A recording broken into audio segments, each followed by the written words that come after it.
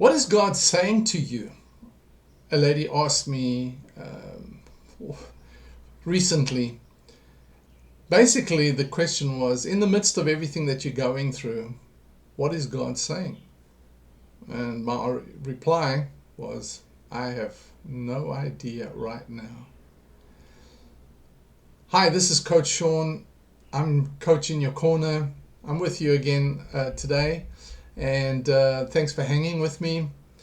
And I'm just communicating really some of the life lessons I've learned on the way, some of the life principles rather, that I've learned in my journey of 65 years, the things that I've been through.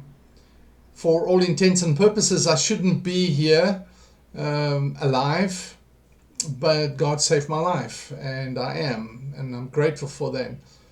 On more than one occasion, I've been told sometimes, I don't even know how you're still here. I don't even know how you still pursue what you pursue and do what you do, have the strength to carry on after what you've been through. I've told my story sometimes to people, and over time we'll probably cover some of that, but I'm trying to encapsulate just life principles that I think you can relate to and find inspiration in, hope in, as we journey together. I'm not unique. I don't have all the answers to everything, and I don't even think I've got all the life principles there are, but I've learned some things to survive and to get up again over and over again. I think if my life can be summed up in one word, it's resilience. The ability to not quit in the face of failure, in the face of judgment, in the face of condemnation, punishment, rejection, disappointment, exasperation, pain. I can go on, but in the face of all those things, I stand up again and again and again, and I don't lose hope. I'm not prepared to lose hope, and because you can't. My son said to me one day, we were driving together, and I said, I just feel like giving up, and he said, what are you going to give up to, Dad? And I thought, he was so right. What do I give up to? He said, you can't give up. There's nothing to give up to. You've got to press on, because we need you to press on and to press in. And we need you to survive this, which was one of a few challenges in my life at that point in time. And I come down to, I spoke about navigating seasons, something I can't remember, but a few videos ago, I spoke about navigating the seasons of your life. And I think one of the things that we've got to realize is that we're going to have and experience seasons in our life. I think when we're young, we don't realize it. We ignore it. We don't want to think there is seasons. We want to press. We get disappointed because we don't get what we want. But when you get older, you kind of be more patient. You get more reflective. You get more. Let me turn this little machine off so it doesn't ring. I see people are sending messages through. So there we go. Put on silent mode there. We don't want to know about those things. We don't want to know there's times to be patient and there's times to wait. It's like life is running by. But when you hit over 60, you kind of like settle into this mode and you realize, wait a minute, life does have seasons, and I'm in a season, and I just have to be patient with that season. And one of the things that let me say this. Psalm 37 verse 24, it says this, though he fall, he shall not be cast headlong, or he won't be destroyed, for the Lord upholds him with his hand. It's been a real encouragement to me, that verse, over the years. And just one of my quotes is, sometimes it takes being broken to realize what was holding you together wasn't enough. And I've had a couple of seasons in my life. Let me just see where I can find where I wrote them down. But there was a season when I lost identity. all my life I worked to be a pastor. I focused on, I studied like I was at a university. My wife said, you're always studying. And I said, well, if I was at university, this is what I would be doing. And this is a different university. This kind of knowledge you don't acquire at a university. This is the kind of knowledge I need that's got to get deep down inside of me. I spent hours and hours and hours preparing. I had a vision to be a pastor and to pastor a church. My wife and I, a few years later, we went and established and planted a church in a little town, and we grew the church. It was buzzing, things was happening, and through a series of experiences, through a series of mistakes that I made as a leader, and the maliciousness of others, we ended up having to leave the ministry in a very disappointing, very difficult way, and it affected me. It affected my family. It didn't break us apart, but it broke me as a person. It was hard transitioning then from being a pastor to what's next. I wasn't skilled in anything else. I devoted my life, dedicated, disciplined, focused everything that I had on helping people. That was it. And when you go into the kind of marketplace, people go, I was 20 years in pastoring. Okay, what else did you do? It's like, that means nothing. You devote 18 hours a day, weekends, holidays, everything to that one mission, and it's like it means nothing. Fortunately, in the midst of that season, something came to me.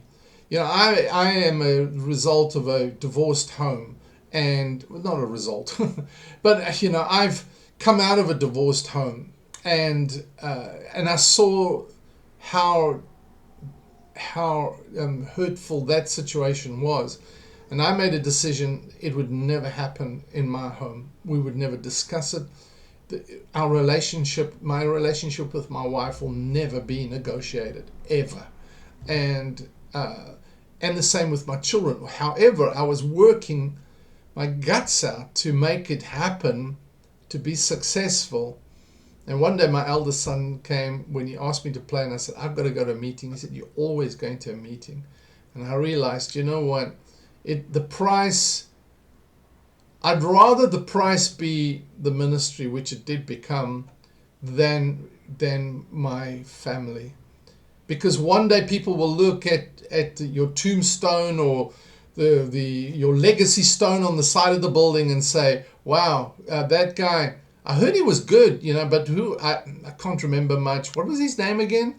And that kind of, the realization, the soberness of that hit me, and I realized, but my wife and my children are going to be with me for the rest of my life until my dying day. And that I treasure more than anything in the world. And so I shifted the priority in the midst of everything, and it was hard. I got criticized a lot for it. But I shifted that focus. And today, my best friends in the world are my wife and my 3 sons. They are my best friends. And still today, we talk wherever they are in the world. I have one son in New Zealand, and we talk once, twice a week, and just talk about all sorts of stuff going on around the world and whatever else.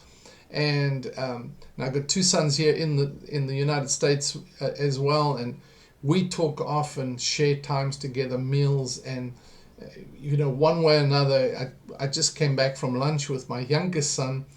He takes a lunch break, and my wife and I went, and we just could sit and just catch up, and I'm so thankful for that opportunity. But anyway, so the season, but I lost all identity in that. Now I had to shift. I had to refocus. I had to navigate a new season, and it was hard.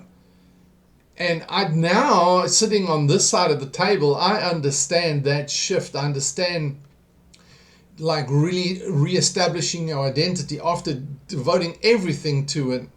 what happens next. Sorry for the rabbit trails, but it's all part of the journey, and so hopefully you get something out of it. But out of that came a season of scarcity. I mean, it was difficult. It was, we didn't have much.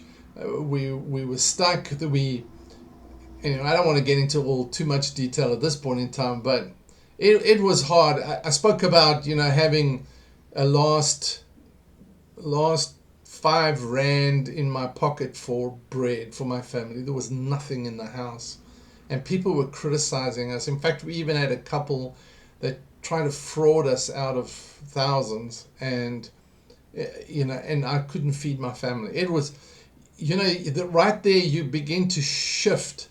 But what it is like, you've got to stay with the priorities. You lose. I spoke about your why last.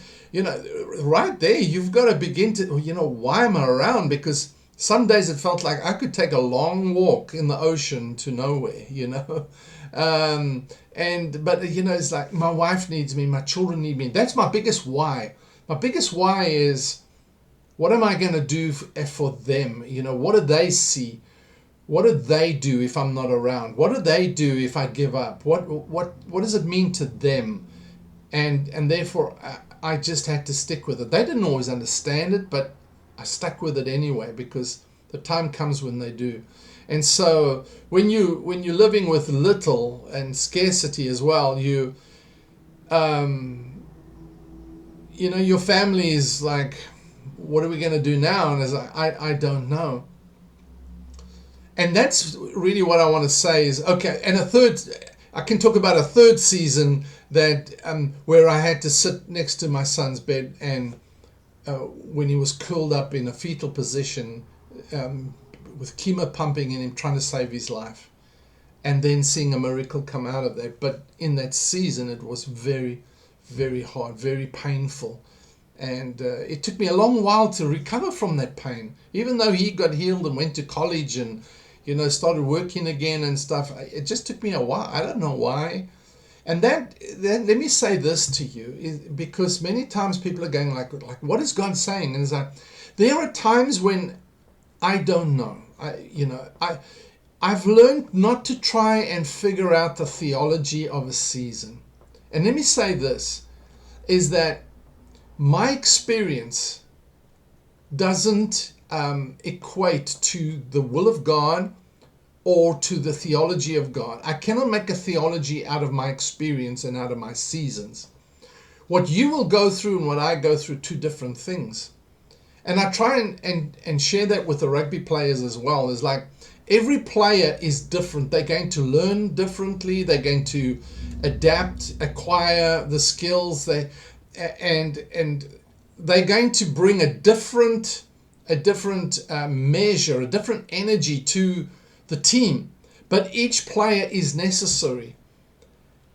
And I learned that long ago, is that like each of my children are going to be different. They're not going to be like me. And for me to try and force them to comply to kind of my expectation of what they should be in the future is going to rob them of their destiny.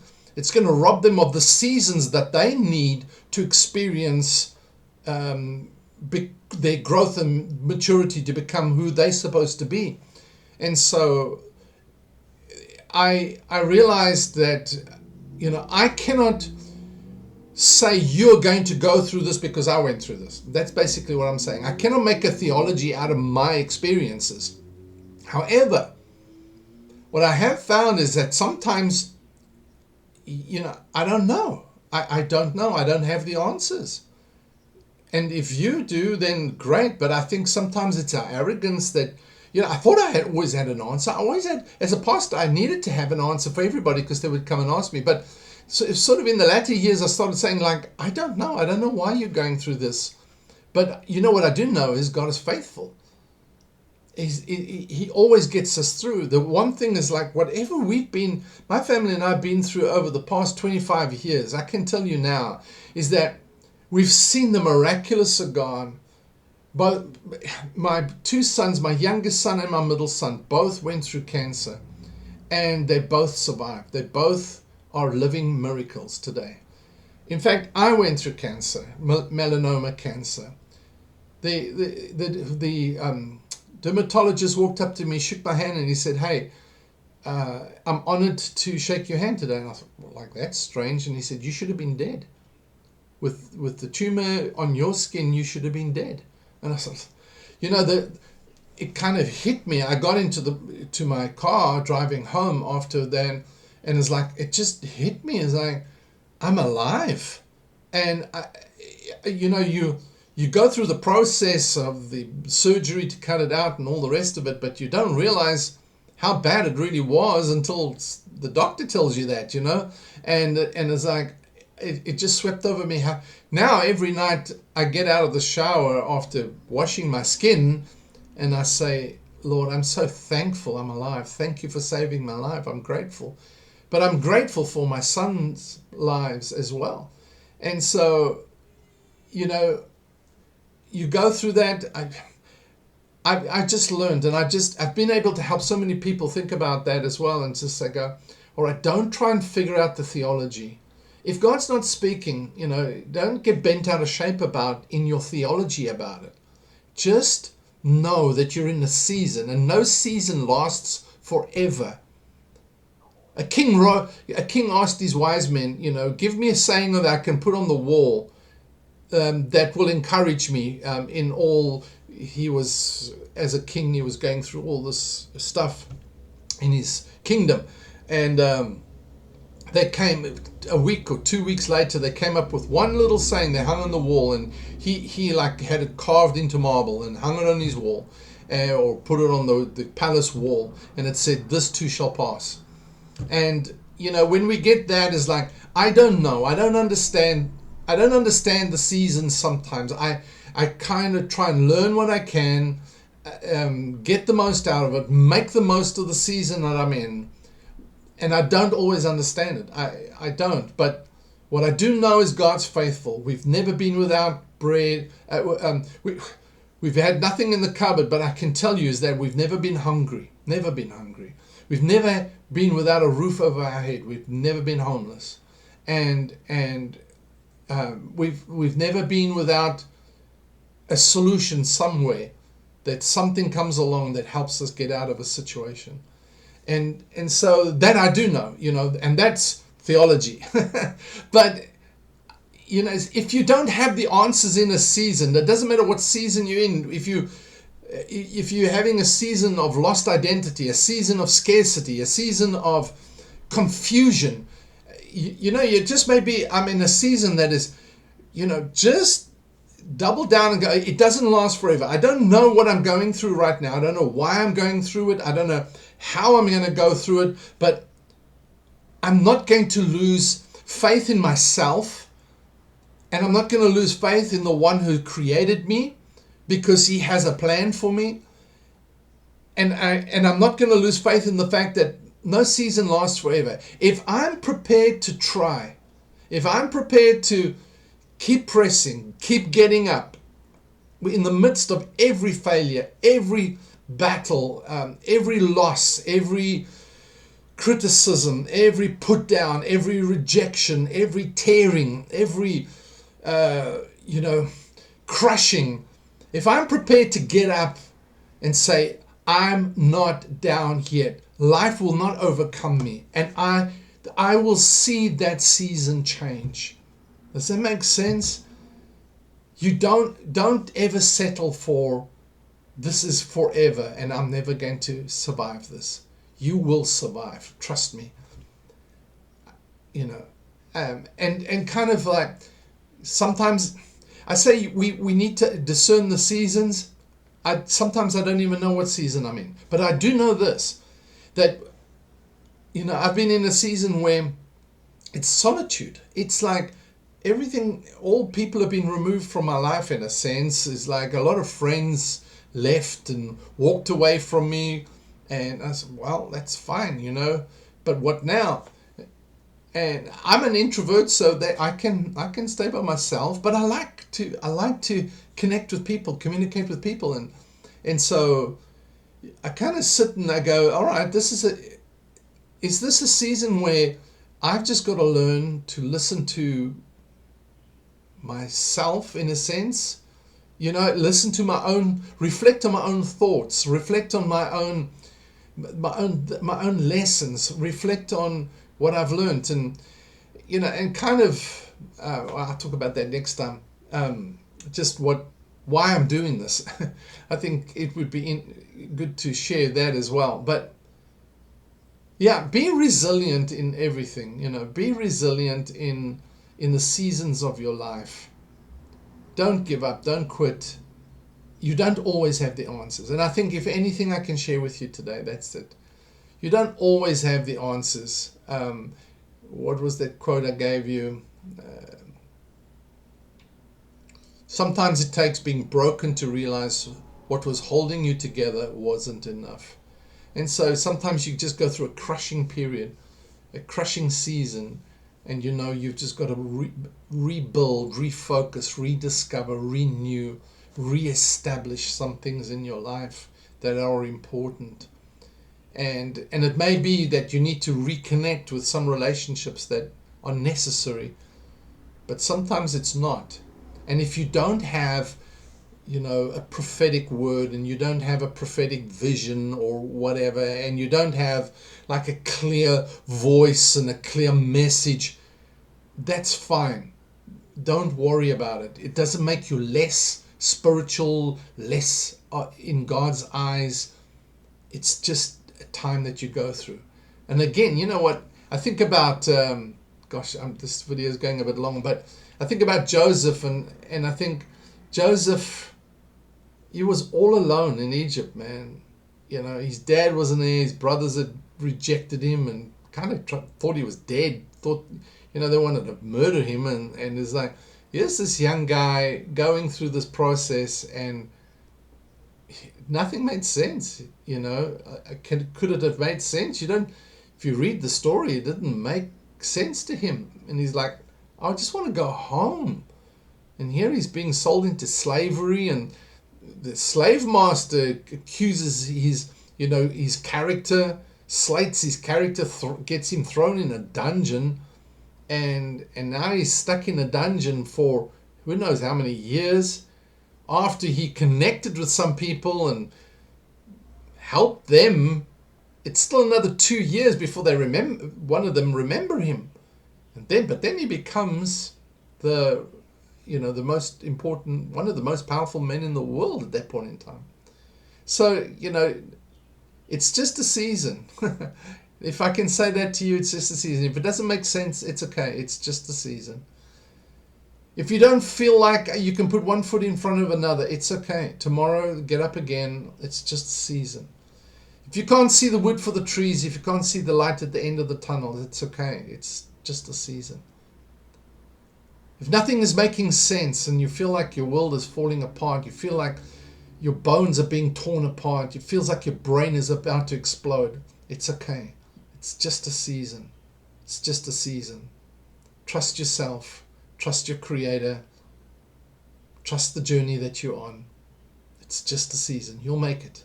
You'll make it. And I'm telling you, you'll have a story to tell. Every storm, it's another one of my sayings, every storm you go through is developing your story. Don't let the storm stay a storm. It'll become your story if you just ride it out. All right? Be encouraged. Be strong today. Thanks for hanging with me. This is Coach Shaun in your corner.